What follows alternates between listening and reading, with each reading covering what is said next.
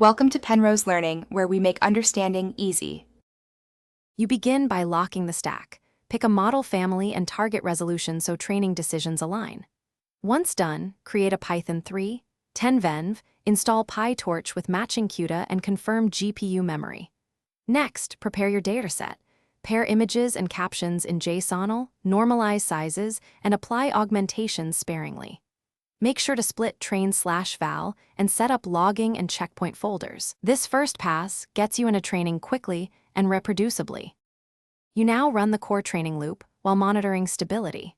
Start with a pre-trained backbone and fine-tune using AtomW, a conservative learning rate, and a warm-up. This preserves prior knowledge and speeds convergence. Use mixed precision and gradient accumulation to achieve effective batch sizes without extra GPUs. Regularly validate with clip alignment and FID to catch mode collapse early, and save checkpoints frequently so you can resume or roll back.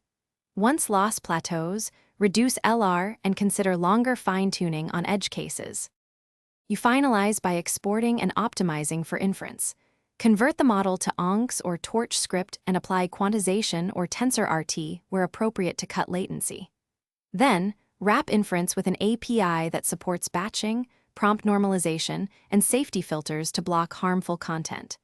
Deploy behind auto-scaling and monitoring so you can track quality and cost.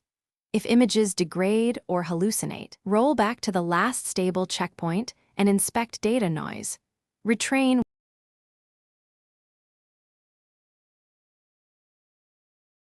Thanks for watching. If this was helpful, leave a like and consider subscribing. See you next time.